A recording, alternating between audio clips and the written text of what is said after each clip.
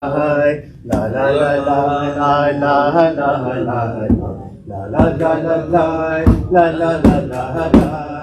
Tivitzion Tetzet Torah Udafar Hashem Merushalayim Tivitzion Tetzet Torah Udafar Hashem Merushalayim Tivitzion Tetzet Torah Udafar Hashem Merushalayim. One more time. Tivitzion Tetzet Torah Udafar Hashem Merushalayim. Ya la la la la la la la la la. Ya la la la la la la la la la la. La la la la la la la la la la la.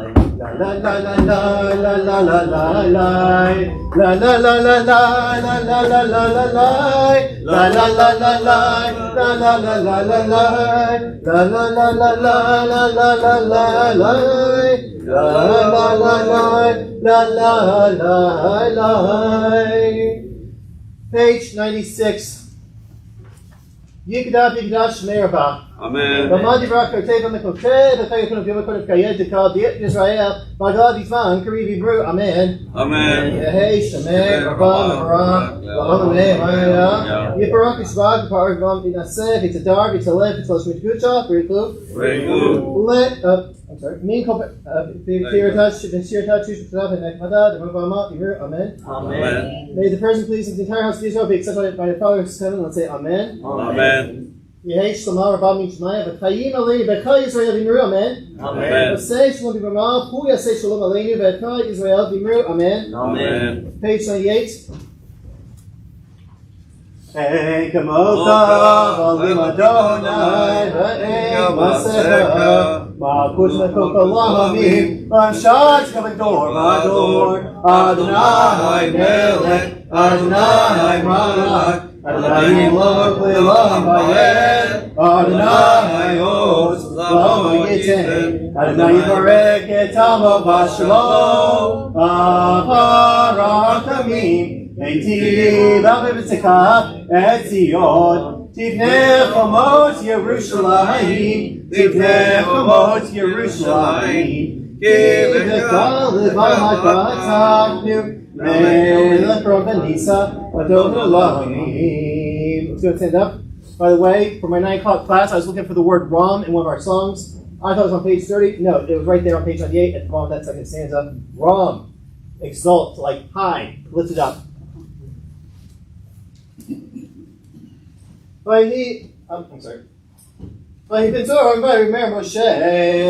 Come on, try. Vayinutu Edecha. Vayinusu Misanecha Mifanecha. Ki Mitzion Tetzet Torah. Ki Mitzion Tetzet Torah. Udvar Adonai Yerushalayim. Baruch Shenatan Torah Torah. Baruch Shenatan Torah Torah. Udvar Adonai Yerushalayim. Page 101. Praise be the name of the sovereign of the universe. Praise be your crown and your place. May your love for your people Israel last forever, and may the salvation of your right hand be revealed to your people in your holy house. Grant us the goodness of your light and accept our prayer with mercy. May it be your will that we be granted a long, good life. And may I be counted among the righteous, so that you will have mercy on me and protect me in all that is mine, and all that belongs to your people Israel. For you are the one who nourishes all and sustains all. You rule over all. You are the one who rules over earthly rulers, and sovereignty is yours. I am a servant of the blessed Holy One. I bow before God, before the honor of God's Lord at all times. Not in any human trust, nor rely on any angel, but in the God of heaven, who is the true God, whose word is true, whose promises are true, and who multiplies deeds of goodness and truth. And in God do I trust, and in God's holy and honored name I speak praises. May it be your will that you open my heart to grow, and completely answer my heart's desires, and those of your people Israel, for good, for life, and for peace. Amen.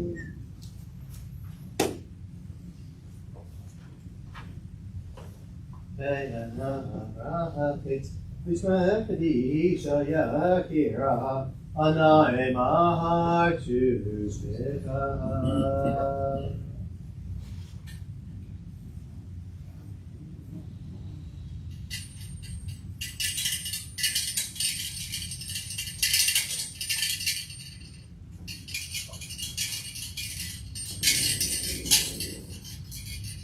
Shema Yisrael, Adonai Eloheinu, Adonai Echad. Shema Yisrael, Adonai Eloheinu, Adonai Echad. Echad Eloheinu, Gadol Adonenu, Kadosh Shemo.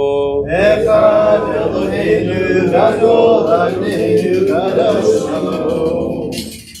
Gadol Adonai Tiyun Rama Shemo Yadav. Lecha Adonai, HaGedula, v'HaGibora, v'HaTiferet, v'netzach v'ha'od, ki kol hashamayim v'ha'aretz. Lecha Adonai, ha'mamlacha, v'chinaseh l'kol ha'ron. Romu, Adonai Eloheinu, Vishkakavu, Laharam Rabba Kadoshu. Romu, Adonai Eloheinu, Vishkakavu, Laharkacho Ki Kadosh, Adonai Eloheinu. Romu Adonai Eloheinu, Vishkakavu, Laharkacho. Romu Adonai Eloheinu, Vishkakavu, Laharkacho. Ki Kadosh Adonai Eloheinu, Romu. Ki Kadosh Adonai Eloheinu, Romu. Ki Kadosh Adonai Eloheinu, Romu. Kadosh Adonai Eloheinu Romu.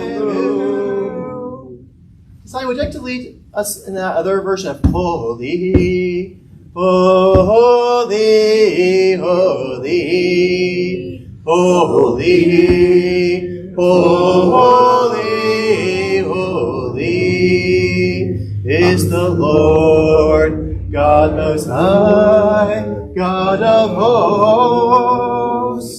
Is the Lord God Most High, God of hosts. Holy, holy, holy, holy, holy, holy is the Lord God Most High, God of hosts. Is the Lord God on high, God of hosts. I feel like that would be a good one for you in the future. Yes. All right. Gabriel, would you like to call someone to make a blessing?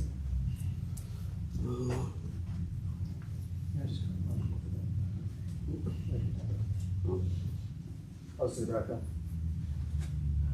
Baruch Adonai Baruch. Baruch Adonai Baruch Adonai Baruch Le'olam Bayed. Baruch Atah Adonai Eloheinu Melech Haolam. Asher Baruch Banu Kalamim V'natan Lanu Torah. Baruch Adonai Noten HaTorah. Amen.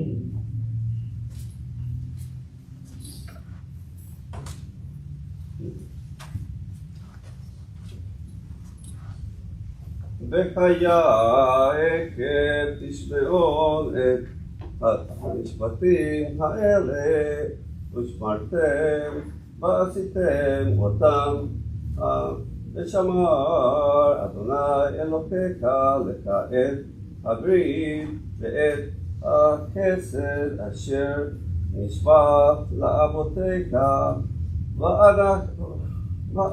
בחייך וברכך וברך וקיבה וברך ברית נשבע וברית אדמתך דגנך ותירשך ותפקידך שגר אלפיך תרות שונאיך על האדמה אשר נשבע לאבותיך לתת לך ברוך תהיה מכל העמים לא יהיה בכר עקר Bakara Uvitsanteha.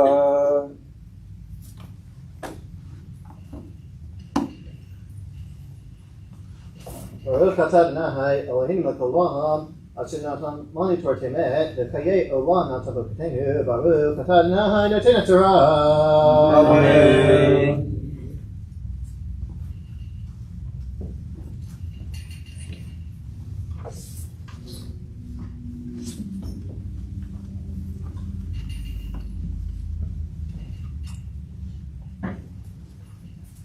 So this week's Torah portion is called Ekev, which means what? Therefore, That's where I meant heal. No, it means because. All right, but I feel like the root word is still because. All right, heal. All right, so let's go ahead. Start off with the first reading, Gabriel. We're starting today in Devarim, chapter 7, verse 12. because you are listening to these rulings, keeping and obeying them, Adonai, your God, will keep you, will with you. I will keep with you the covenant and mercy that He swore to your ancestors. He will love you, bless you, and increase your numbers. He will also bless the fruit of your body and the fruit of your ground, your grain, wine, oil, olive oil, and the young of your cattle and sheep, in the land He swore to your ancestors that He will give you. You will be blessed more than all other peoples. There will be a sterile male or female. There will not be a sterile male or female among you, and the same with your livestock. Adonai will remove all illness from you. He will not afflict you with any of Egypt's dreadful diseases which you have known. Instead, He will lay them on those who hate you. You are to devour all the peoples that Adonai your God hands over to you. Show them no pity and do not serve their gods, because that will become a trap for you. If you think to yourselves, these nations outnumbers us, how can we dispose them? Nevertheless, you are not to be afraid of them, and you are to remember well that what Adonai your God did to Pharaoh and all of Egypt, the great ordeals which you yourself saw, and the signs, wonders, and strong hand and outstretched arm by which Adonai your God brought you out. Adonai will do the same to all the peoples of whom you are afraid. Moreover, Adonai your God will send the hornet among them until those who are left and those who hide themselves perish ahead of you. You are not to be frightened of them, because Adonai your God is there with you. A great and fearsome Adonai your God will expel those nations ahead of you, but little by little. You can't put an end to them all at once, or all the animals will become too numerous for you. Nevertheless, Adonai your God will give them over to you, sending one disaster after another upon them until they have been destroyed. He will hand their kings over to you, and you will wipe out their name from under heaven. None of them will be able to stand against you until you have destroyed them. You are to burn up completely they carved statues of their gods. Don't be greedy for the silver or gold on them. Don't take it with you, or you will be trapped by it. For it is abhorrent to Adonai your God. Don't bring something abhorrent into your house, or you will share in the curse that is on it. Instead, you are detested completely, loathed utterly, for it is set apart for destruction. The next one's going to begin in verse 11, 8:11.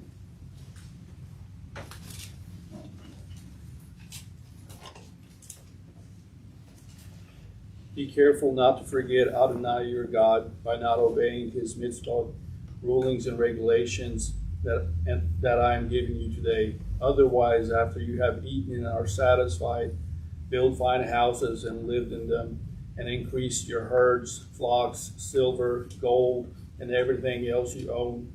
You will become proud-hearted, forgetting Adonai your God, who brought you out of the land of Egypt, where you lived as slaves, who led you through the vast and fearsome desert with poisonous snakes, scorpions, and waterless, thirsty ground, who brought water out of flint rock for you, who fed you in the desert with manna unknown to your ancestors, all the while humbling and testing you in order to do you good in the end.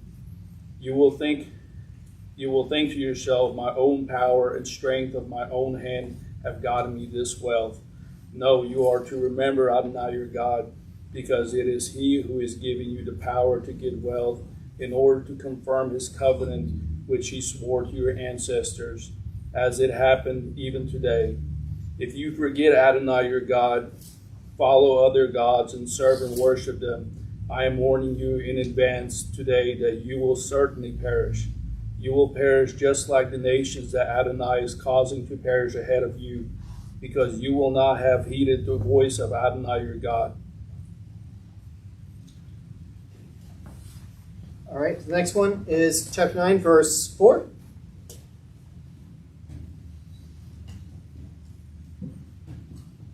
Don't think to yourselves, after your God has pushed them out of you, it is out ahead of you. It is to reward my righteousness that Adonai has brought me to the possession of this land.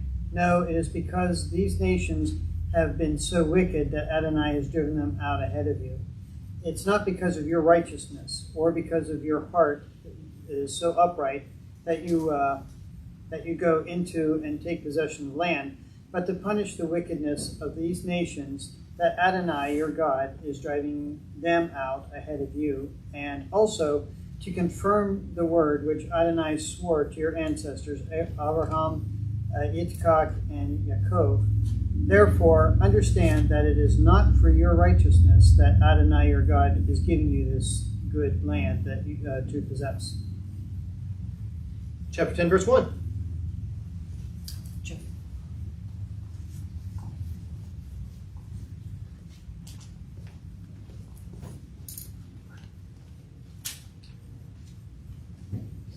At that time, Adonai said to me, cut yourself 2 stone tablets like the first ones. Come up to me on the mountain and make yourself an ark of wood. I will inscribe on the tablets the words that were on the first tablets, which you broke, and are to put them in the ark. So I made an ark of acacia wood and cut 2 stone tablets like the first. Then climbed the mountain, and with the 2 tablets in my hand. He inscribed the tablets with the same inscription as before, the 10 words which Adonai proclaimed to you from the fire on the mountain the day of the assembly. And Adonai gave them to me.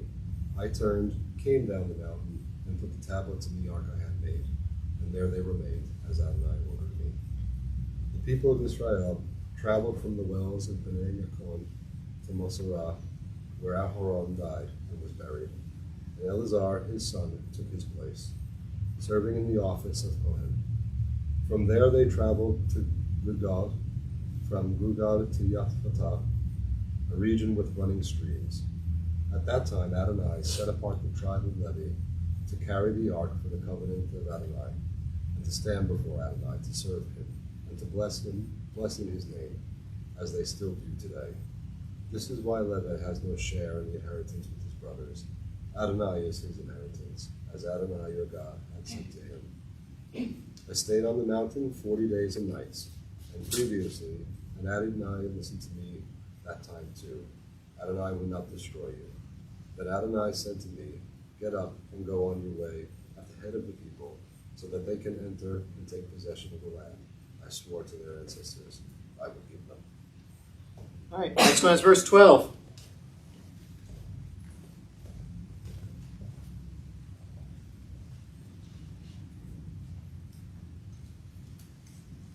So now, Israel, all that Adonai your God asks from you is to fear Adonai your God, follow all his ways, love him and serve Adonai your God with all your heart and all your being, to obey, for your own good, the mitzvot and regulations of Adonai which I am giving you today. See, the sky, the heaven beyond the sky, the earth and everything on it all belong to Adonai your God. Only Adonai took enough pleasure in your ancestors to love them and choose their descendants after them, yourselves, above all peoples, as he still does today. Therefore, circumcise the foreskin of your heart, and don't be stiff-necked any longer. For Adonai your God is God of gods and Lord of lords, the great, mighty, and awesome God, who has no favorites and accepts no bribes. He secures justice for the orphan and the widow. He loves the foreigner, giving him food and clothing. Therefore you are to love the foreigner, since you were foreigners in the land of Egypt. You are to fear Adonai your God, serve him, cling to him, and swear by his name. He is your praise, and he is your God, who has done for you these great and awesome things which you have seen with your own eyes. Your ancestors went down into Egypt with only 70 people, but now Adonai your God has made your numbers as many as the stars in the sky. All right, 11:10.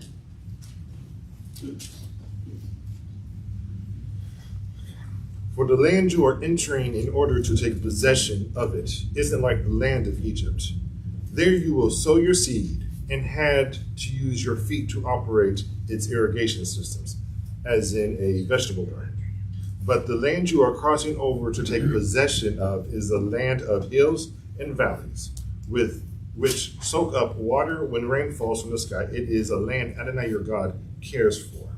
The eyes of Adonai your God are always on it, from the beginning of the year to the end of the year.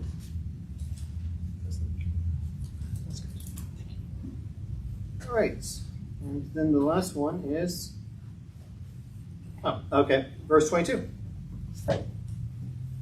It's Os the Maftir.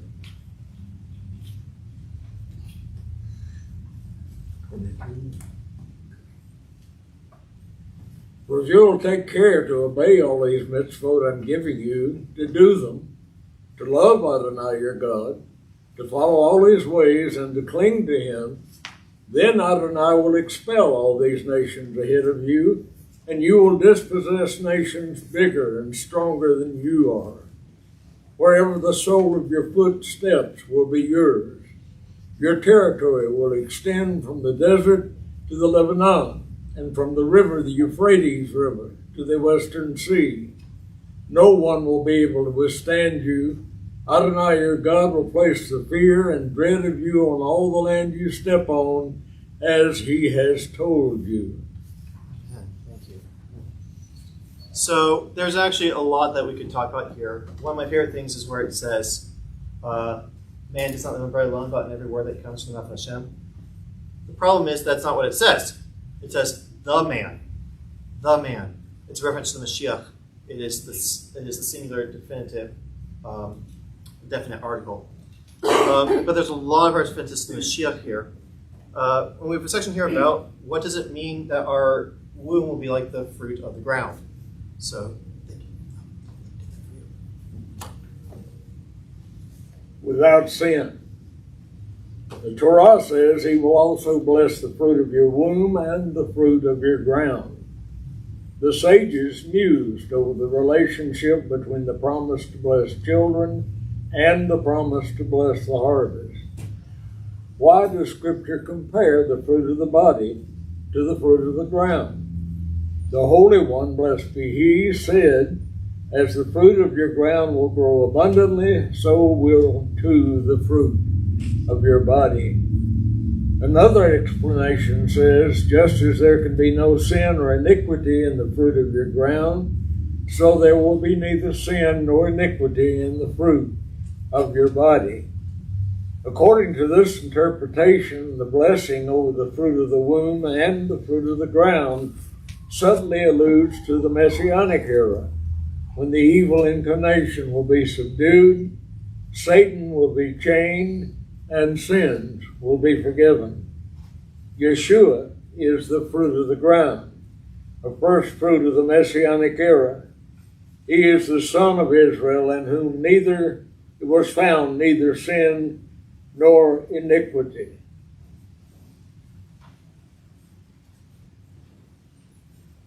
All right. Let's go ahead. Continue on through our Siddur. Page 106.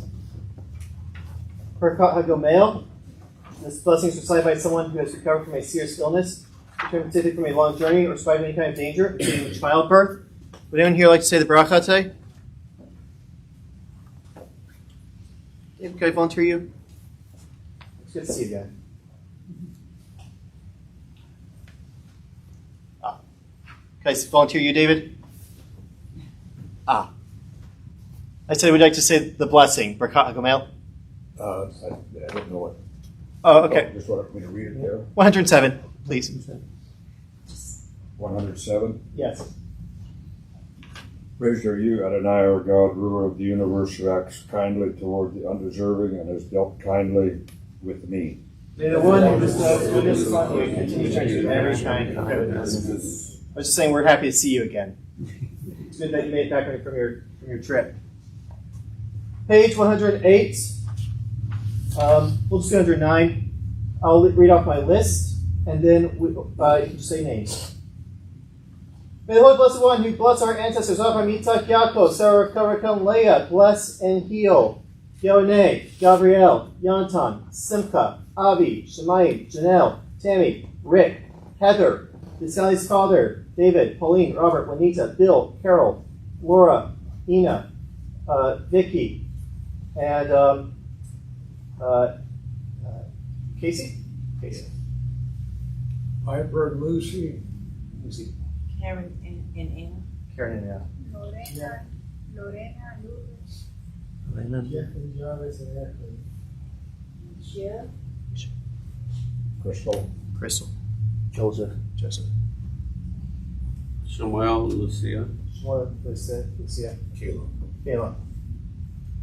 One of the other, give them, may the Holy Blessed One give them support, courage, determination, patience, spirit. Grant them physical and spiritual wholeness. May God in kindness strengthen and healing through the body and soul, together with others who are ill. Let's say Amen. Amen. Oh God. Heal Hear the voice of God when they call. Be gracious to them and answer them. In your hands is all the things. United those in distress. Grant them patience, faith, and courage to never let despair overwhelm them. Be with them in difficult times, and help them face their anxieties with confidence and hope. Grant them healing powers and a bigger body and mind, they may return to their loved ones for a life of blessing and sustenance. Restore them in health, O God, and give them strength. Praise are you, God, healer of the sick. At this point, we're going to go and hear Sally lead us in singing, O God, heal her speedily. It's the prayer that Moses, our teacher, prayed over Miriam. And while she is leading us, we can lift up the people in our lives that need healing. El na refana El na refana El na refana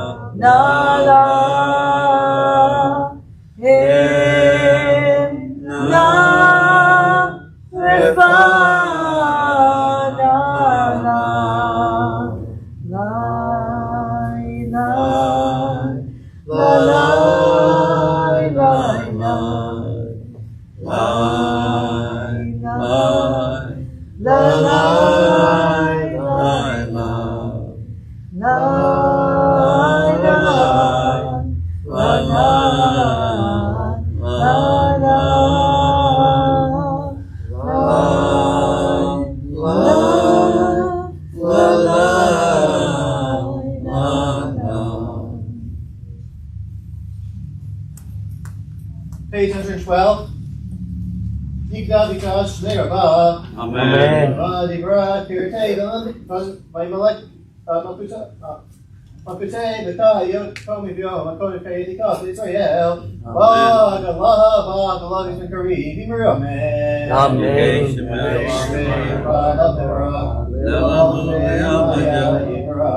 Ibarak Shvak, Bar, Said, Vitadar, Vitalash, very cool. Very cool. Let a law be complete of Shirta, Jews, the Kata, the Nekmata, Dhamma, Viru, Amen. Amen. All right, Jeff.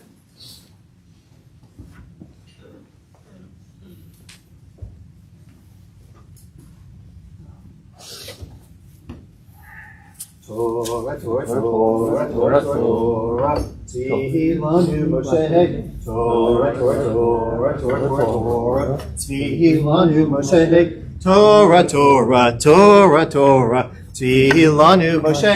Torah, Torah, Torah, Torah. Tzilanu Moshe. Torah, Torah, Torah, Torah, Torah. Tzilanu Moshe. Torah, Torah, Torah, Torah, Torah, Torah. Tzilanu Moshe. Torah, Torah, Torah, Torah. Tzilanu Moshe. Torah, Torah, Torah, Torah. Tzilanu Moshe. Torah, Torah, Torah, Torah, Torah, Torah. Tzilanu Moshe. Torah, Torah, Torah, Torah, Torah, Torah. Tzilanu Moshe. Torah, Torah, Torah, Torah. Tzilanu Moshe. Torah, Torah, Torah, Torah, Tzilanu Moshe. And guys, I know, I realized that only halfway when I was through, we forgot Hakbah. Sorry about that.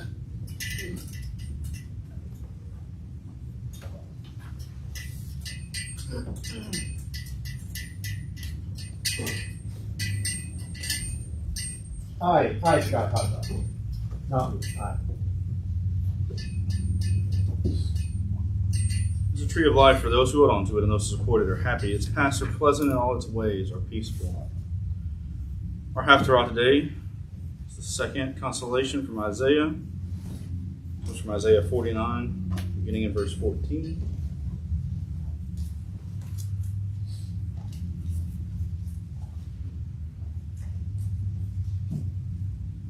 Praise to you, Adonai, our God, ruler of the universe, who has chosen good prophets and was pleased with their words that were spoken in truth. Praise are you, Adonai, who chooses the Torah and Moses your servant, and Israel your people, and the prophets of truth and righteousness. Isaiah 49:14. But Zion says, Adonai has abandoned me, Adonai has forgotten me. Can a woman forget her child at the breast, and not show pity on the child from her womb? Even if these were to forget, I would not forget you. For I have engraved you on the palms of my hands, your walls are always before me. Your children are coming quickly, your destroyers and plunderers are leaving and going. Raise your eyes and look around, they are all gathering and coming to you. Adonai swears, as surely as I am alive, you will wear them all like jewels, adorn yourself with them like a bride. For your desolate places and ruins and your devastated land will be too cramped for those living in it, and your devourers will be far away. The day will come when the children born when you were mourning will say to you, this place is too cramped for me. Give me room so I can live. And then you will ask yourself, who fathered these for me? I've been mourning my children, alone, as an exile, wandering to and fro. So who raised these? I was left alone, so where have these come from? Adonai Elohim answers, I am beckoning to the nations, raising my banner for the peoples. They will bring your sons in their arms and carry your daughters on their shoulders.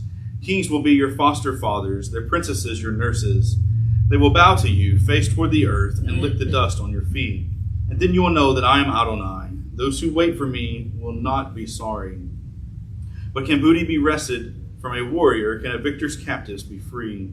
Here is Adonai's answer. Even a warrior's captives will be snatched away, and the beauty of the fearful will be free. I will fight those who fight you, and I will save your children. I will feed those oppressing you with their own flesh.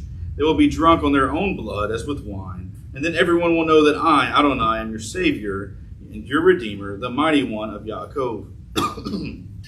Adonai says, where is your mother's divorce document, which I gave her when I divorced her? Or to which of my creditors did I sell you? You were sold because of your sins. Because of your crimes was your mother divorced. Why was no one here when I came? Why, when I called, did nobody answer? Is my arm too short to redeem? Have I too little power to save? With my rebuke I dry up the sea. I turn rivers into desert. Their fish rot for lack of water, and they die of thirst. I dress the heavens in black to mourn, and make their covering sackcloth. Adonai Elohim has given me the ability to speak as a man well taught, so that I, with my words, know how to sustain the weary. Each morning he awakens my ear, to hear like those who are taught. Adonai Elohim has opened my ear, and I neither rebelled nor turned away. I offered my back to those who struck me, my cheeks to those who plucked out my beard. I did not hide my face from insult and spitting. For Adonai Elohim will help. This is why no insult can wound me. This is why I have set my face like flint, knowing I will not be put to shame. My vindicator is close by. Let whoever dares to accuse me appear with me in court. Let whoever has a case against me step forward. Look, if Adonai Elohim helps me, who will dare to condemn me? Here they are all falling apart like old, moth-eaten clothes. Who among you fears Adonai, who obeys what his servant says? Even when he walks in the dark without any light, he will trust in Adonai's reputation and rely on his God. But all of you who are lighting fires and arming yourselves with firebrands, go, walk in the flame of your own fire among the firebrands you lit. From my hands this fate awaits you. You will lie down in torment. Listen to me, you pursuers of justice, you who seek Adonai. Consider the rock from which you were cut, the quarry from which you were dug. Consider Abraham, your father, and Sarah, who gave birth to you, and that I called him when he was only one person, and then blessed him and made him many. For Adonai will comfort Zion, will comfort all her ruined places, will make her desert like Eden, her Arava like the garden of Adonai. Joy and gladness will be there, thanksgiving and the sound of music. Praised are you, Adonai our God, ruler of the universe, rock of all the worlds, righteous in every generation, the faithful God who says it and it is done, who speaks and it is fulfilled. We'll now have a portion read from the apostolic writing.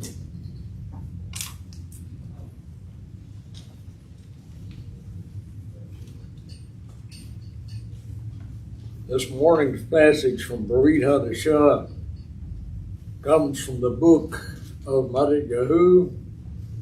That is Matthew's Gospel. And I'm reading this morning from the 16th chapter, reading verses 13 through 20. And again, for those who'd like to follow along, I'm reading from Matthew 16, and I will begin at verse 13. When Yeshua came into the territory around Caesarea Philippi, he asked his Talmudim, "Who are people saying the Son of Man is?" They said, "Well, some say Yochanan the Immerser, others Eliyahu, still others Yirmiyahu or one of the prophets. But you," he said to them, "who do you say that I am?" Shimon Kepha answered, "You are the Mashiach, the Son of the living God." Shimon bar Yochanan, Yeshua said to him, "How blessed you are, for no human being revealed this to you. No, it was my Father in heaven. I also tell you this, you are Kepha, which means rock, and on this rock I will build my community, and the gates of Sheol will not overcome it. I will give you the keys of the kingdom of heaven. Whatever you prohibit on earth will be prohibited in heaven, and whatever you permit on earth will be permitted in heaven." Then he warned the Talmudim not to tell anyone that he was the Mashiach.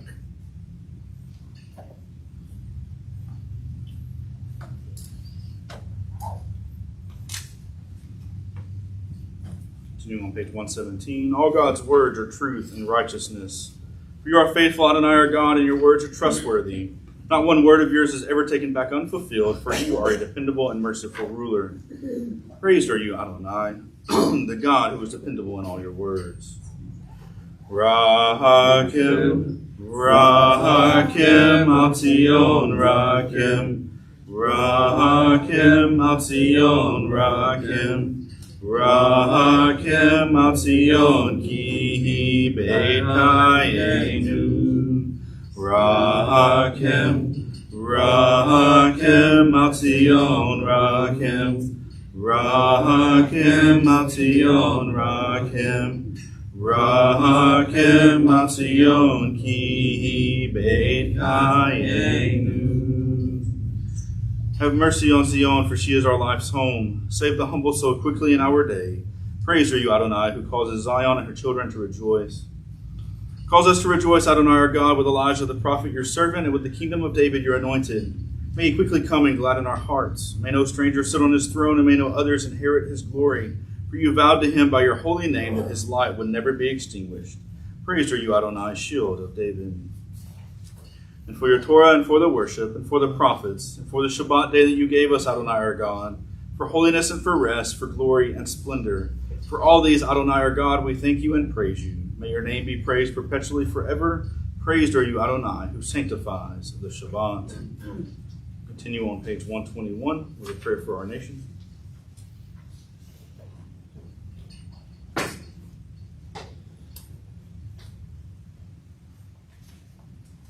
In the almost 8 decades that Hashem has allowed me to be on this earth, I've seen a lot of changes. I've seen a lot of changes, some for good, but many changes not for good at all.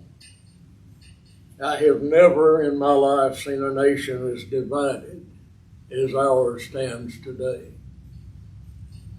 And this nation, our people, truly need to be in our prayers. On page 121, you find a prayer for our country. The choice is ours. You can repeat these words with me, if you will, or you can pray these words with me, and I ask you to pray these words for a country that needs prayer desperately. Our God and God of our ancestors, please accept with mercy our prayer for our land and its government. Teach our leaders the values of your Torah. Help them understand your rules of righteousness, so that our land may never lack peace and tranquility, prosperity and freedom. Adonai, God of the spirits of all flesh, send your spirit to all the inhabitants of our land and plant love and brotherhood, peace and friendship among all the nationalities and faiths who dwell in it. Uproot from their hearts any hatred or enmity, jealousy or rivalry, to fulfill the yearnings of your children who delight in its honor and who desire to see it be a light for all the nations. May it be your will that our land will be a blessing to all the inhabitants of the world, and that friendship and freedom will reign between them, and that the vision of your prophets will soon be fulfilled. Amen. And on page 123, a prayer for the state of Israel. And as our brother David spoke a while ago, Israel is in a state of war, has been since October 7 of last year. The world has shown its two-facedness, if you will, during this period of time. Once again, the world has shown that in its eyes, different rules apply for the Jews. Anti-Semitism is as strong, or if not stronger today, than it's ever been. And it's growing rapidly. Anti-Zionism equals anti-Semitism. We need to pray, certainly from the heart, for the state of Israel, and I ask you once again to pray with me this prayer on page 123 for the nation state of Israel. Our heavenly parent, rock of Israel and its Redeemer, bless the state of Israel, first flowering of our redemption. Shield it under your loving wings and spread over it your sukkah of peace.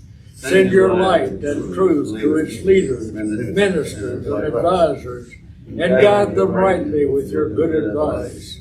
Strengthen the hands of the defenders of our holy land and lead them, God, to deliverance. Crown their efforts with victory. Grant peace to the land and eternal happiness to its inhabitants. And let us say, Amen.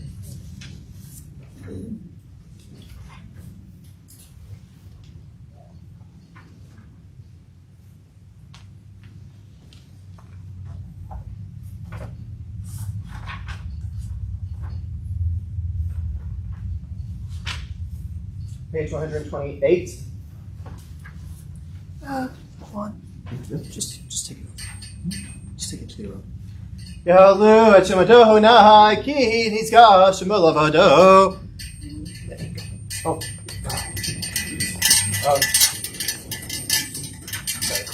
Oh, no. I'm sorry. Now I'm all lost. Oh, whatever. Shimado Nahai Ki Niska Shimulavado. Hodo Eretz Shamayim. Bayar Karen Lahamo. Jalalifo Katzikah. Speak Israel, Kovo, Hallelujah, Hallelujah. 130.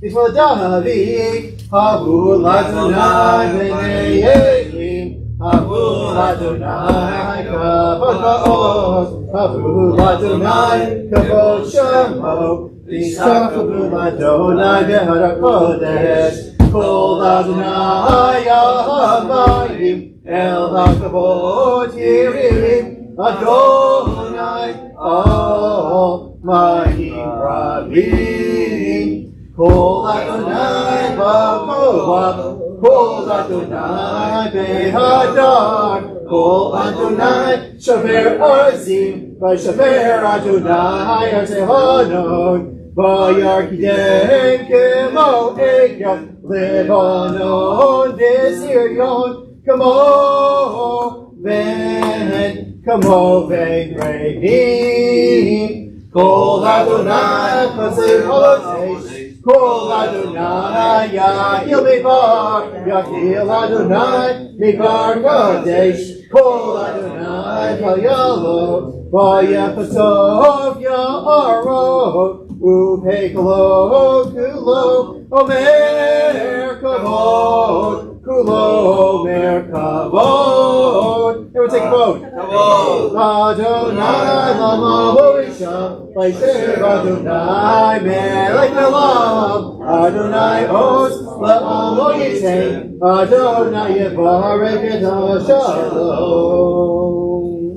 We were talking about that line this morning. He'll bless his people with peace. You may be seated. 134. Ivnachio yomar. I'm sorry, Nick. Actually, Ivnachio yomar. When the ark rested, Moses will say, Return Adonai to the millions of Israel. Rise up Adonai to your resting place in the temple, you and the ark of your strength. May your priests be clothed in righteousness, and your faithful sing with joy. For the sake of David, your servant, do not reject your anointed one. For I have given you good teaching, do not leave my Torah. It is a tree of life for those who hold on to it, and those who support it are happy. Its paths are pleasant, and all its ways are peaceful. Return us to you, Adonai, and we shall return. Renew our days as in days of old. Etzkaiti l'machzik ba b'tokeiha meushar.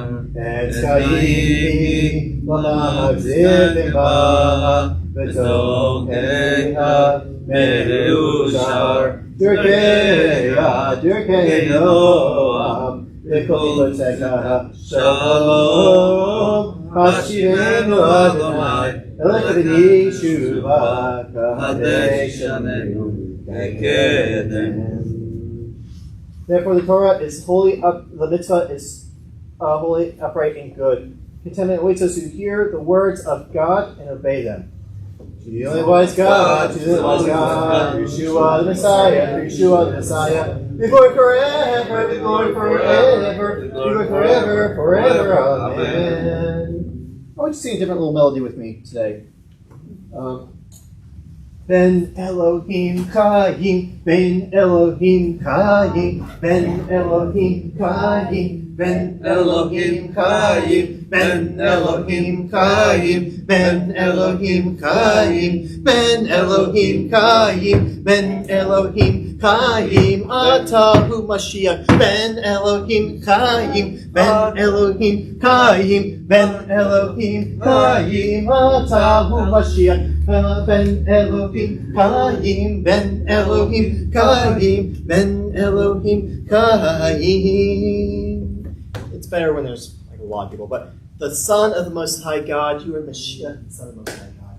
And with that, Shimon Kifa, the rock of the early community of believers, he actually merited to have a new name and a new identity. And after that, he received his promotion. On this rock I will build my ecclesia, my congregation. And so therefore, my prayer is that by a revelation of Mashiach, may we also merit a transformation of identity and our own spiritual elevation.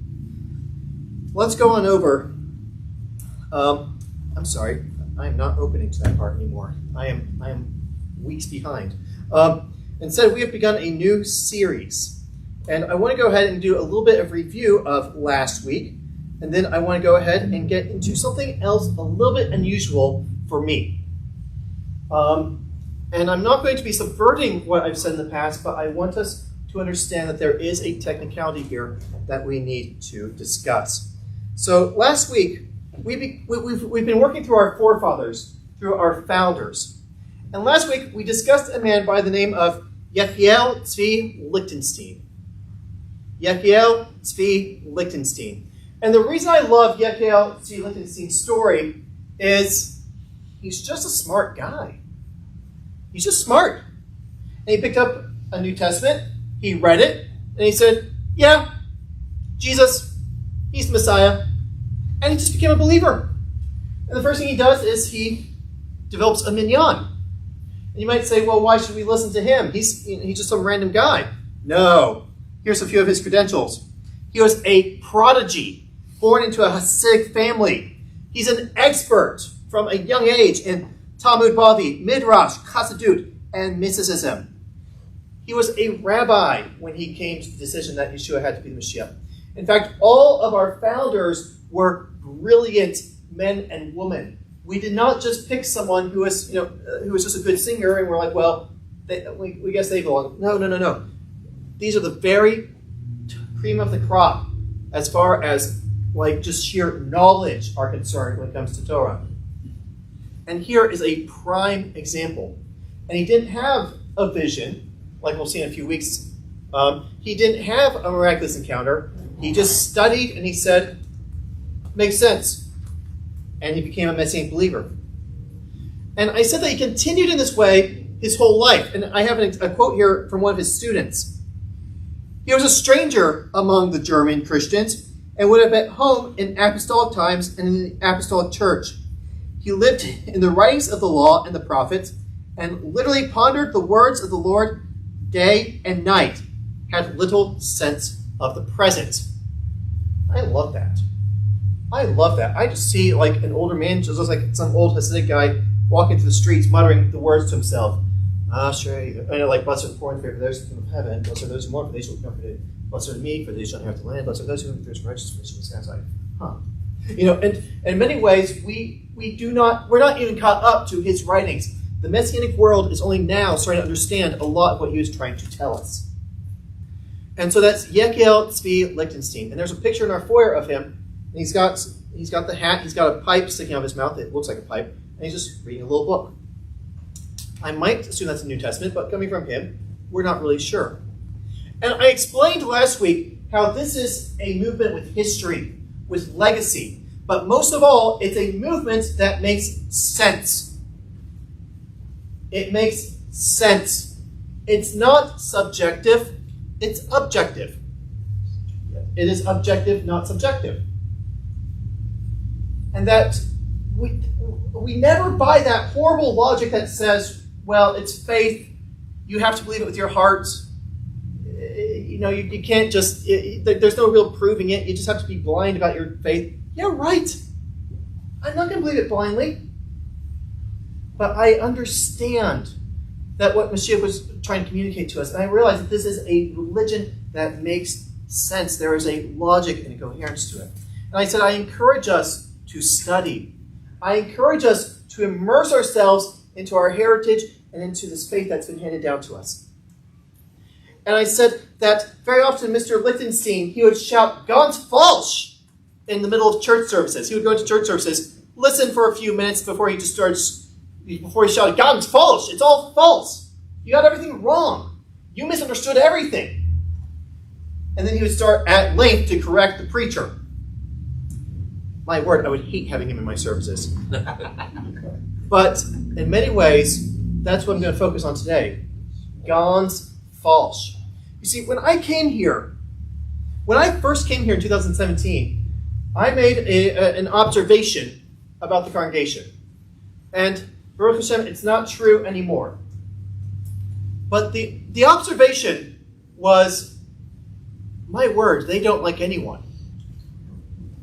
They don't like the Sunday church, and they don't even seem to like Jews. I come in here doing Jewish things, and they're getting mad at me over it. And it was so fringe that I heard it said in Nashville. They were actually at the Orthodox synagogue. They were talking about Messianic synagogues, and which ones, what they thought of them, and they said, "Don't go to this one." It was under a different name. They said, "Don't go to this one. It's the worst." And yeah, I kind of had to agree. If I'm just being honest. The Lord really had to show me that this was my place. And I said, all right, let's see what we can do. And we operated in the realm of the supernatural. Gosh, I hate saying things like that because it sounds so like prosperity, like what you hear on TV and CBN or something. But that's not. But it really was a series of miracles. Who was brought in, how the place was built, how things were changed, how the status quo got overturned very quickly. But one of my observations was these people really hate the Sunday church. And I actually went on a series explaining how the early church, the Orthodox and the Catholic tradition especially, is very close to the Jewish tradition. And how archaeologically speaking, early churches were identical to synagogues. The mikvah was the exact same. The layout of the room was the exact same. You sat on the floor in a circle, the exact same. That's how synagogues used to be. It was you sat on the floor in a circle around a table. That's how the early churches were too. Only later on, when it became more of a national religion, did they start sitting in rows and watching services like a theater. And I was going through it, explaining how, where the bread is placed parallels the Torah, and where the bima is, that's where they put the Eucharist, and I was getting into it. And I remember one service where I was interrupted, and somebody said, if you look in the background of their churches, you'll see a picture of the sun god. And I just went, okay. We just kept going on. That's not how that works. But I digress. And I said, I'm not here to hate on the Sunday church. Never. Because the Sunday church holds to the testimony of Messiah Yeshua. And they are a perfectly legitimate expression of following him. Not a Jewish expression, but a legitimate expression. One founded in faith. And I said, I will never come in here and start hating on Christian tradition. I see it as complementary to our own, different. It serves a function that is not ours. And many of the problems that have resulted as a result of what that we see arising in the Christian world is a result of there is no Torah. There's no law. There's no understanding that God is holy and he has precepts that must be followed. Because that is legalism in their eyes. There's a great series going on right now coming from Shlomo Macon called Repaving the Romans Road. Very exciting. I suggest everyone give it a listen. But today I'm going to call our service Ganz falsch. Why is it that we see the rise of Messianic Judaism so prominently in our times? This has only happened twice before. The first time was in the 1st century, which makes sense. Messianic Judaism came before the whole Sunday church thing in the 2nd century and the 3rd century. So I guess that makes sense. But we've seen this before in the 12th century as well. And what happened was you had this Catholic stranglehold on Western Europe, especially a place called Spain. Spain never had a Protestant Reformation. Catholicism was so deeply rooted in Spain. And out of Spain, we saw an explosion of Messianic Judaism. It was the Sephardics. The Sephardics exploded, and there's just this massive, massive Messianic Jewish movement coming out of the Jewish community in Spain, and it started spreading all over the world. The very same year that Migra Ot Gedolot was published, which is basically the authors were Messianic Jewish, and they wrote a book that all Jewish books follow the same template today. The year it was published, the Reformation began. There was a hand-in-hand between the Christian world of Sunday, its healthiness, and the Messianic Jewish world. We both experienced a revival at the same time. This is when it happened. Who came from that early group that we'll call the Conversos? One of the groups that came from it was Puritans. Puritans were trained and taught by Sephardic Jews. All of it's in the foyer. And so understand that we have a heritage together. And sometimes it takes a true lack of Torah, a lack of law, to make people say, wait a minute, this is wrong. We need to get back into God's law. I believe that in my lifetime, I have seen a huge surge in fervor for Messianic Judaism.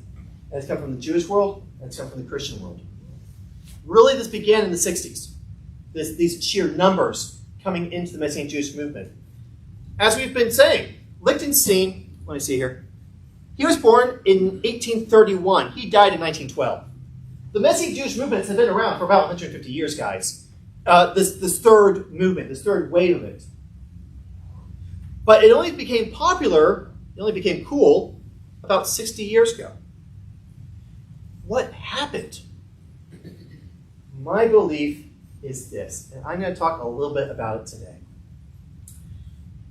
What happened was the churches, not all the churches, but many of the churches, began something called the seeker-friendly movement.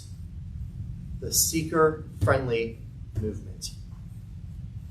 And what they did is, I'll just say it, I feel like the religion of Christianity compromised much of its history, its heritage, and its identity for shallower services that had a wider appeal. Now, that's not how they put it. They would never put it like that, but that's what it boiled down to. Let's compromise who we are and what we've received and what's been handed down to us in exchange for shallow services that are contemporary, catchy, they appeal to the eye, and they'll be better at drawing in crowds. And just be sure, when I was a boy, I grew up in a church like that. It's called First Church of the Nazarene. Had an energetic service with a really fun first song, kind of a mellowed down second song, and then kind of a slow, contemplative third song that got you ushered right into the service. And the sermons were this deep, and they were a mile wide. And they drew in a crowd. For a time. I can't help but notice that a lot of the churches and the Messianic synagogues that follow that, they spring up and they have a lot of size and mass, but they don't retain it. And it dwindles. Because you see, we believe that God is holy. And as such, our worship of him is distinctive. Our worship of him comes from not earth, but heaven. This morning, we were reviewing our liturgy and different things that we say. Hashem yimlok le'olam vayed, kadosh, kadosh, kadosh, Hashem sevaot, melech haaretz kavodo. Where do these things come from? They come from heaven. And we recognize that our worship is to be distinctive. It's to have a sense of otherness. When you come into a place of worship, it's not supposed to be like the Elks Club. It's not supposed to be like just any other place. It's not supposed to be a concert like you would get on, MTV. It's supposed to be a family gathering of otherness. That's what was lost in the seeker-friendly movement. Otherness was lost. And our portrayal of God became more casual. And now I live in a world where non-believers expect Christianity to be palatable to their tastes. And I say, wait a minute, you don't even go to a church. You're not even a Christian. Why do you think you have a say on their religion? And the answer is because all their life they've heard that Christianity has to basically appease masses to draw in crowds. Crowds was never my goal. Crowds are never the goal. But holiness is. Holiness is. And very often that's going to make you look different and sound different and be different. So yeah, let's talk different. Let's be different. Or as I said it, let's be Jews. I said, let's create a good place to be a Jew. Because I'll tell you something, I don't really feel that I have anywhere where I can be a Jew and comfortable. Heck, I once wore a tie to a guest lecture at National State, and people were complaining that I dressed like a Jew. So let that just show you what it does. I said, let's have a good place just to be a Jew. And so help me, Jews come here and they say, yeah, this feels like a synagogue. That's the goal. That's because not just we're trying to feel like a synagogue, we are one. Let's create a good place for a Jew, where a Jew can just be a Jew, and where non-Jews can come and just be comfortable and learn in a friendly environment. And thus, what we've done is we've taken the two groups and we've brought them together. As Jews and as Messianic believers, we have a special responsibility to teach the we'll say the church world, Torah. It is not our only goal. It is not even our primary goal. But it is a goal. It is a goal. And it's maybe third or fourth in my mind. So it's worth talking about. You see, I'll tell you what happened. And I'm going to use some harsh language, but I want you to understand this. This does not come from a place of hate. I have never spoken this way from behind the pulpit ever before, the unmoved. But I'm going to tell you something that I personally believe. That, let me watch how I say this.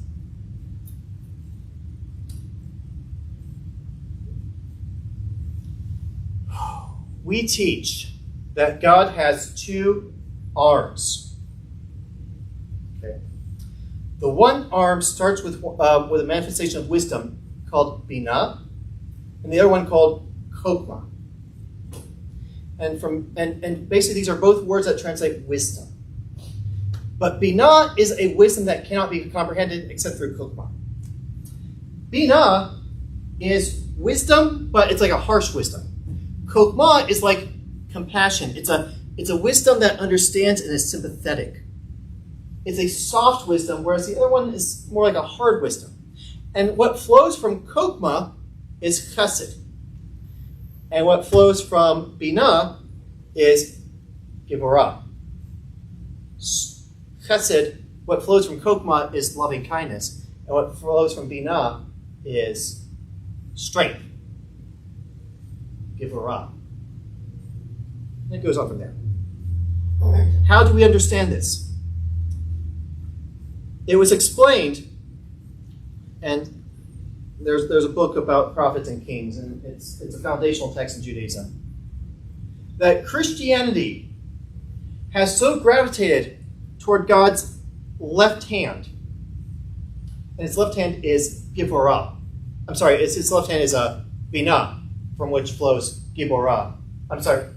I'm getting it all backward. I'm sorry, my mistake. It has gravitated toward Kokma, from which flows Chesed. What am I saying? That Christianity is really good at understanding the love of God. But there has been a lack of wisdom, true wisdom. They understand the compassion and the love and the kindness, the chesed of God, but there's a lack of wisdom that flows from a lack of Torah. And they say what they've done is they've erred to this side. That's why they celebrate on Sunday instead of Shabbat. And on the flip side, they would say Islam is a very wise religion. And it has a lot of philosophers, but they don't have any concept of God's kindness or compassion, so they've erred to the other side, and that's why they celebrate on Friday. Do with that what you will. But you can see, gravitating toward these excesses, Ishmael gravitates toward strength and a wisdom that is harsh. But Christianity gravitates toward chesed, chokmah, and because of that, they lack wisdom. They're kind of a foolish religion, but they're a loving religion. A foolish religion. A foolish religion. Who else said that? Our teacher, Paul. Our teacher, Paul. He said that Israel will be provoked by a people who is not a people, a foolish nation. You see, to some degree, by design, the Sunday church excels in kindness, but it lacks the wisdom that comes from knowing Torah. Messianic Judaism is here to be the counterweight in this dynamic. And where there is no law, God's loving kindness so completely excels that there is no wisdom and there is no concept of strength or holiness. God becomes big softy, and we completely lose sight of Binah, we completely lose sight of Giburah, and we completely lose sight of Chod. It's like we lose the entire arm of God. One of the reasons I'm here is to teach Torah. I want us to know it, because I want us to understand the wisdom of God expressed through what we keep in the Aron Kodesh. Does this make sense? I know I threw out some terms. It would probably be better if I had a chart in front of me. But I assume that most of us have seen the Tree of Life. I assume. And that's what I'm working down if you're not familiar with it. And if you want to know where this comes from, some of it comes from Job, some of it comes from the Psalms. At the top we have Keter. All of this to say this. In my life, not my lifetime, in my parents' lifetime, I have seen Christianity reject many of its fundamentals. A sense of identity. A sense of, we serve a holy God and this is how we worship him. Our worship is holy. Our worship is otherness. Our lives are defined by otherness. Let me ask you a question. How many of you have ever heard a preacher say, encourage you to go and have hobbies like watching TV and playing sports so that you can make friends with people and bring them to church? Yeah, that's called Mammon, and it has its place. But compare that to the Christianity of 100 years ago, you don't have commonality with the world. You are a different people. You do not find what they like. You do not enjoy the things they enjoy. I think that there is truth to saying go out and find hobbies, go out and have enjoyment. Heaven knows that I have things I enjoy. But my wife, I would never encourage from the pulpit, go out and find things so you can make friends and bring them to church. That's not a goal. If anything, I say go out and have hobbies and enjoy them with God. And then those hobbies become common ground for you and him, and you to enjoy his goodness. But there's a lot of just try to blend in with the world, try to be cool, try to be anyone here ever seen a youth pastor who was like what's the word I'm looking for, like a skater dude? Has anyone ever seen that before? Yeah. Raise your hands, I want to see it. Okay, good. You're lucky. You're lucky. You're lucky. Most of us have seen this, unfortunately. And if that's who you are, that's fine. But very often I've talked to those preachers, and no, they're not really like that. This is how they dress to appeal to kids. Why are you doing that? You're just being fake. But at the end of the day, you're not really conveying anything to them that is eternal. You've made your message so shallow that there's nothing to offer. I was once in charge of teaching a children's Sunday school class, and I was explaining concepts, and the kids were really learning this. They were really good. They knew what they were doing, and they were sharp. I told the pastor, I said, this is what we're talking about. He says, it's too advanced. He says, it's too advanced. Say it simpler. So you have me say it simpler. He says, simpler. He said, simpler. He said, these guys can't comprehend big thoughts. You have to put down into bite-sized pieces and give it to them. I'm like, I think you completely underestimate the kids who are in this congregation. And it happens at the adult level too. I'm not afraid to have a faith that says, welcome to KH. Anyone's welcome here. We hope you learn. We're here to be a friendly environment, a healthy environment for learning. But if you're going to stick around for any amount of time, be prepared to learn. Be prepared to learn. Be like Mr. Yechiel Lichtenstein. What's the goal? Truth, to know God better, to explore the words of the Master, to have a less shallow faith. If Christianity is supposed to thrive in loving kindness, and we're supposed to have a real sense of binah, we complement each other. We're supposed to complement each other. I'll give you one more example. Here's a question for you. Why did Yaakov Avinu, Jacob our father, why did he have 2 wives? Why did God allow this? Why did God permit it? Did anyone ever wonder this? Say it. Absolutely, I want. Here's the answer that the sages give us, and I believe they're absolutely correct. Leah was meant for Esav. That means that Rachel was meant for Yaakov, for Jacob.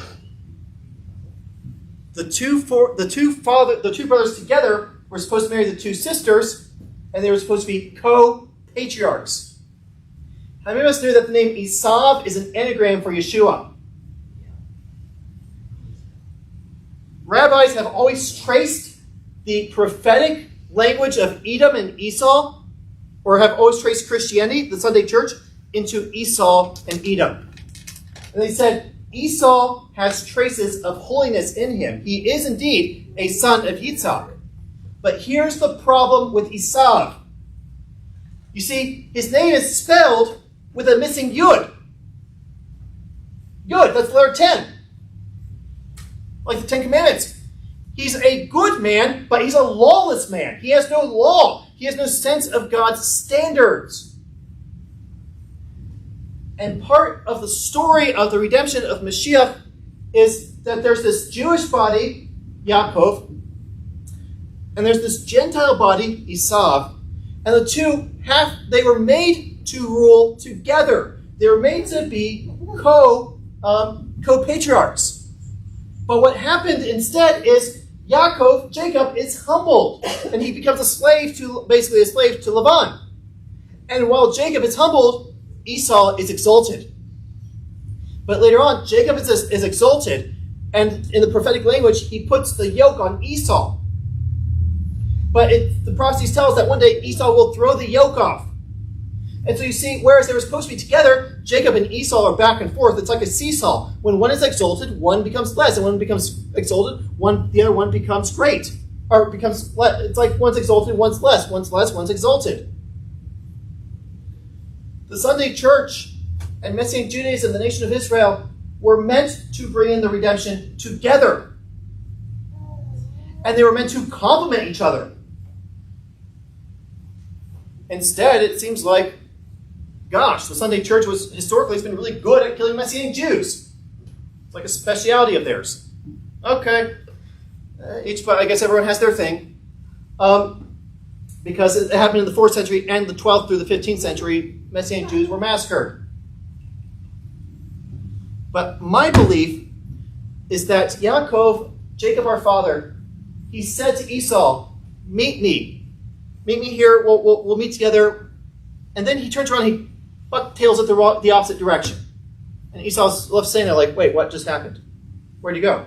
Why am I here alone? Jacob and Esau have a prophetic future meeting in the reign of the Messiah. That meeting has not yet happened. Between Messiah's Sunday church and the nation of Israel. And I believe that the one who's supposed to bring the two together for the return of Mashiach is Messianic Judaism. So we have to have a good firm grasp of chesed, of chokmah, of God's loving kindness and compassion. And we also have to have a good solid grasp of the wisdom that comes from Torah. We have to have both. And without both, bringing the two together, the redemption is not coming anytime soon. The redemption is not anytime. And I think, in my mind, this is my opinion. Let me think of this. Messianic Jewish congregations are allowed to take on different flavors. They're allowed to take on different styles. Some are more church-like, and some are more synagogue-like. But I don't think it's from God that so much of the Messianic Jewish movement is known for its party-like worship services. And we have entire congregations where no one knows Hebrew. No one seems to understand Torah. No one seems to understand Judaism. But they sure can play some good Marty Getz, or Joshua Aaron, or Paul Wilbur. And I'm looking at this, I'm saying to myself, we are the representatives of Messianic Judaism. We represent the wisdom that comes from law, and this is the best we have to offer. Where's our sense of otherness?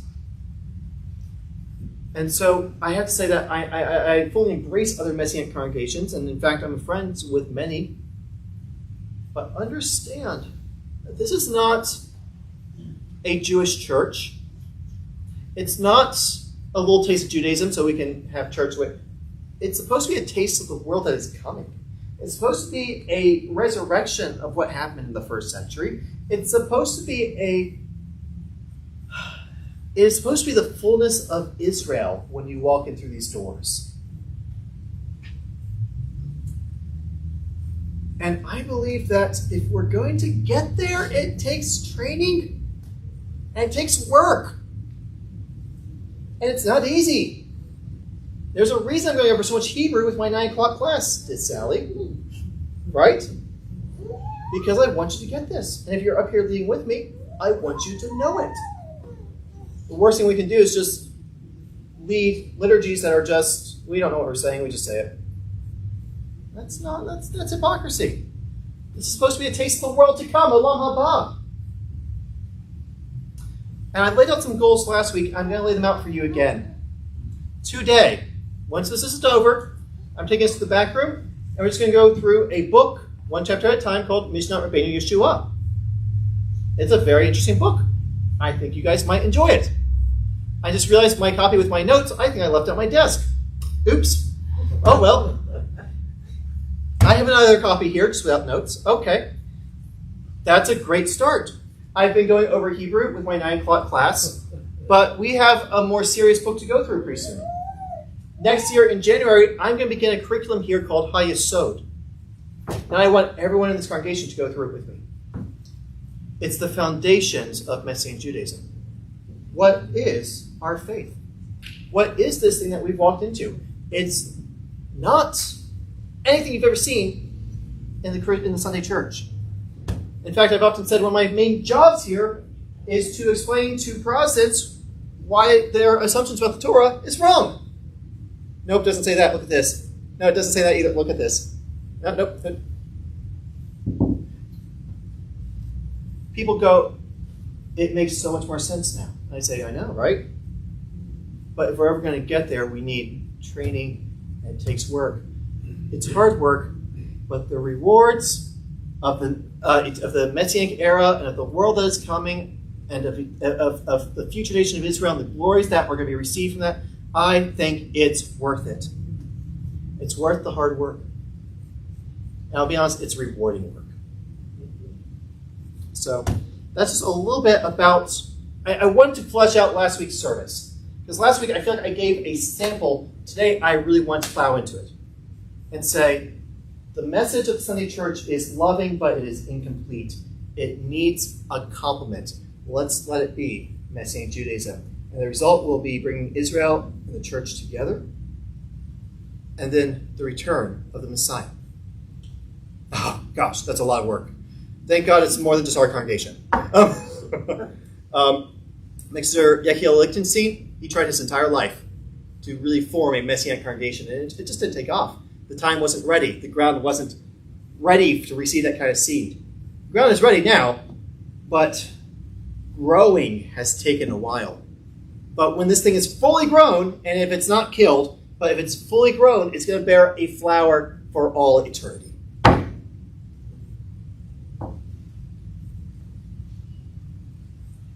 Robert, is the mission huge? It's huge, but I love it. Where did I put my telly? I do this like every week. It's over there. It is? Oh, it is there. Okay. That's the first place I looked.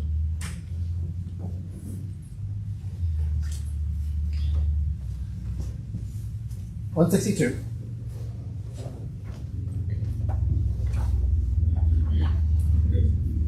Ein Eloheinu, Ein Adonenu, Ein Malkeinu, Ein Moshiachenu, Mi Eloheinu, Mi Adonenu, Mi Malkeinu, Mi Moshiachenu, Nodel Eloheinu, Nodel Adonenu, Nodel Malkeinu, Nodel Moshiachenu, Baruch Eloheinu, Baruch Adonenu, Baruch Malkeinu, Baruch Moshiachenu, Atah Eloheinu, Atah Adonenu, Atahu Malkeinu, Atah Moshiachenu, Atahu Shektiru, Avotenu, Lefanecha, Ekasavim.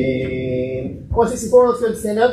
Aleini lashvek ladon hakol letake yudula lo yotze bereishit shelo sanik kratoh v'lo tzamanik v'shuto adama shelo samkakinu kahem v'gol aleinu kakol hamonah v'nakni korim yisakavim omadim leitei melech mokim mokim hakadosh baruch hu shehu notesh shemayim v'yosed aretz V'ashav yakarov v'shemayim mima'ah Ushkinatizo, Ushkinatizo B'gadim rumim Hu Eloheinu Eino Emet Mokeinu Emet Ziloto Kakatu B'torato B'yadito Yom V'shavata L'fanecha Ki Adonai Hua Elohim Hashamayim imah ha'aretz mitakat einod. 166. Let's switch to the bottom. V'ne'emar v'haya Adonai l'melech ha'aretz B'yom hahu yiyeh Adonai echad Ushmo echad. 168, you may be seated. Is there anyone here mourning the loss of a loved one somewhere in the last year? That's good. I'll go and say it for us. You can have a kashmir, Rabba. Amen. Amen.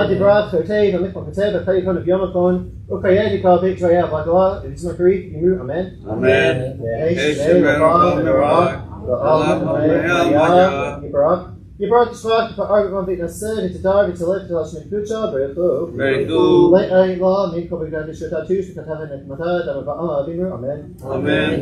Yehei Shlomar Rabbi Shemaya V'Chaim Aleini V'Echal Yisrael V'Imur Amen Amen. Asay Shalom V'Rahav Hu Yasay Shalom Aleinu V'Echal Yisrael V'Imur Amen Amen. May the be upon peace from heavenly person for all don't say Amen. Amen. Peace in the high places, may peace rest for all don't say Amen. Amen. Page 170. I'll sing this. We'll do it in Hebrew and in English. I don't know Lam Hashem Malach, but Terem Kol Yitzir Nifra, late na sun because so cold. As I melt the extra moni gra, vodka reiki look bako. Levada yim look no ra, behu ha ya, behu ho ben, behu ye ya, tifara, behu ekad ancient. Laham shilo hakbira, believe reshi, believe takli. Laha oz ha ir, bahanisi raha, behu etli, vaakoli. Vitor Kefli, the eight Sarah, Behu Nisi, Umanosli, Menakosi, the Yom Egra, the Yado Ed Kidruki, the eight Ishan, the Ira, the Iruki, Kibi Yati, I don't leave alo Ira. Let's read it together. Sovereign of the universe who ruled before anything was created. When all was made by God's will, then God is known as ruler. When everything ends, the end of time, God will still reign alone. God was, God is, God will be in splendor. God is one, and there's no other being that compares. Without beginning, without end, power and authority are God's. My God, the living Redeemer, my sheltering rock in times of trouble. God is banner, my shelter, filling my cup on the day I call. In God's hand, I place my spirit, when I sleep and when I wake. With my spirit, my body too, my eyes with me, I shall not fear. Shavua Tov. Shabbat